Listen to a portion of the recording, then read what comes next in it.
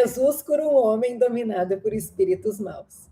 Jesus e os discípulos chegaram à região de Gerasa, no lado leste do lago da Galileia. Assim que Jesus saiu do barco, foi encontrar-se com ele um homem que estava dominado por um espírito mau. O homem vinha do cemitério onde estava morando. Ninguém conseguia prendê-lo, nem mesmo usando correntes. Muitas vezes já tinham amarrado as suas mãos e os seus pés com correntes de ferro, mas ele quebrava tudo e ninguém conseguia dominá-lo. Passados os dias e as noites nos montes e entre túmulos, gritando e se ferindo de propósito com pedras. Ele viu Jesus de longe, correu, caiu de joelhos diante dele e gritou: Jesus, filho do Deus Altíssimo, o que o Senhor quer de mim? Em nome de Deus eu peço, não me castigue. Ele disse isso porque Jesus havia mandado: Espírito mau, saia desse homem. Jesus perguntou: Como é que você se chama? Ele respondeu: O meu nome é Multidão, porque somos muitos. E pedia com muita insistência a Jesus que não expulsasse os espíritos maus para fora daquela região. Acontece que num morro perto dali havia muitos porcos comendo. Os espíritos pediram a Jesus com insistência: Não mande ficar naqueles porcos, nos deixe entrar neles. Ele deixou... Nos mande ficar naqueles porcos. Nos mande ficar naquele que eu li? Não mande. Nos mande, eu acho que eu estou precisando de óculos também. Ele deixou e os espíritos saíram do homem e entraram no porco. E esses, que eram quase 2.000, se atiraram morro abaixo para dentro do lago e se afogaram.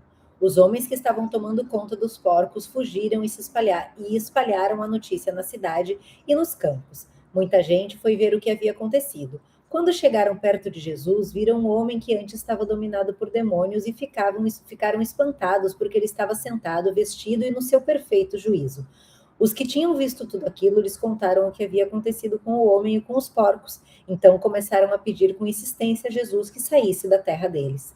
Quando ele estava entrando no barco, o homem curado pediu com insistência: Me deixe ir com o Senhor. Mas Jesus não deixou e disse: Volte para casa e conte aos seus parentes o que o Senhor lhe fez e como ele foi bom para você. Então ele foi embora e contava na região das 10 cidades o que Jesus tinha feito por ele. E todos ficavam admirados. O pedido de Jairo. Jesus voltou para o lado oeste do lago e muitas pessoas foram encontrar com ele na praia. Um homem chamado Jairo, chefe da sinagoga, foi e se jogou aos pés de Jesus, pedindo com muita insistência: A minha filha está morrendo, venha comigo e ponha as mãos sobre ela para que sare e viva. E Jesus foi com ele. Uma grande multidão foi junto e o apertava de todos os lados. Jesus e a mulher doente. Chegou ali uma mulher que fazia 12 anos que estava com uma hemorragia. Havia gastado tudo que tinha tratando-se com muitos médicos. Esses a fizeram sofrer muito, mas em vez de melhorar, ela havia piorado cada vez mais.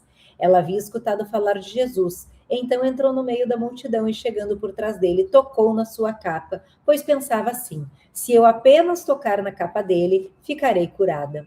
Logo o sangue parou de escorrer e ela teve certeza de que estava curada. No mesmo instante, Jesus sentiu que dele havia saído o poder. Então virou-se no meio da multidão e perguntou: Quem foi que tocou na minha capa? Os discípulos responderam: O Senhor está vendo como essa gente o está apertando de todos os lados e ainda pergunta isso? Mas Jesus ficou olhando em volta para ver quem tinha feito aquilo. Então a mulher, sabendo o que lhe havia acontecido, atirou-se aos pés dele, tremendo de medo, e contou tudo. E Jesus disse: Minha filha, você sarou porque teve fé. Vá em paz, você está livre do seu sofrimento. Jesus e a filha de Jairo. Jesus ainda estava falando quando chegaram alguns empregados da casa de Jairo e disseram: Seu Jairo, a menina já morreu, não aborreça mais o mestre. Mas Jesus não se importou com a notícia e disse a Jairo: Não tenha medo, tenha fé. Jesus deixou que fossem com ele Pedro e os irmãos Tiago e João e ninguém mais. Quando entraram na casa de Jairo, Jesus encontrou ali uma confusão geral, com todos chorando alto e gritando. Então ele disse: Por que tanto choro e tanta confusão? A menina não morreu, ela está dormindo. Então eles começaram a caçoar dele, mas Jesus mandou que todos saíssem e, junto com os 3 discípulos e os pais da menina, entrou no quarto onde ela estava, pegou-a pela mão e disse: Talitá cumi, isso quer dizer: menina, eu digo a você, levante-se. No mesmo instante, a menina, que tinha 12 anos, levantou-se e começou a andar, e todos ficaram muito admirados. Então Jesus ordenou que de jeito nenhum espalhassem a notícia dessa cura, e mandou que dessem comida à menina. Quer falar alguma coisa? Não. Ó, eu mandei não consigo. através... Só consigo cantar aquela música. Se eu apenas te tocar. Através do YouTube da Carolina, eu mandei The Chosen. Quem não assistiu esse seriado, assista esse seriado, compartilhe esse seriado. Esse seriado é fabuloso. E essa cena da cura da mulher, na minha opinião, é uma das mais lindas que tem lá. Eu tenho choro toda vez que eu vejo. Tem várias lindas lá. Bom, o demônio, primeiro eu quero dizer o seguinte, Marcos 5. A primeira coisa que a gente tem que saber é, demônios têm poder. Ah, mas você acredita em demônio e tal, você acredita... Tá na Bíblia? Eu acredito. Eu tive muita dificuldade de acreditar no abstrato espiritual, porque para mim parece muito abstrato. Mas não tenho mais. Eu acredito. Os demônios, eles têm poder. Galera, olha o que está acontecendo no mundo. Como pode ser tão distorcido a mente humana se não for a atuação de um demônio? De um, ou de vários, ou de multidão de demônios.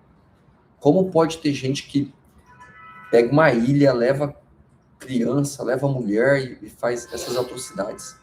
Como pode ter gente que cultua demônios em escola de samba para todo mundo ver?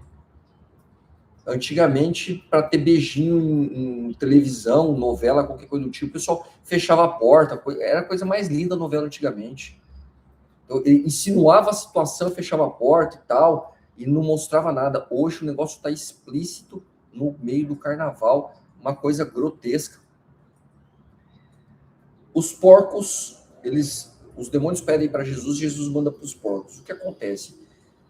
Porcos naquela época, eles tinham um simbolismo para não comer a carne de porco, era uma das leis, e Jesus manda os demônios para os porcos. Impuros. Eram animais impuros, e aí os porcos se atiram. Vários simbolismos nesse momento. Primeiro, o simbolismo do comércio com coisa que era impura no local. Então, Jesus manda aos porcos. Os porcos se atiram. Os comerciantes mandam Jesus embora da cidade. 2.000 porcos se atiraram. Quer dizer, para aquela região, imagina, 2.000 porcos se tirar, isso, cara, modifica o comércio da região.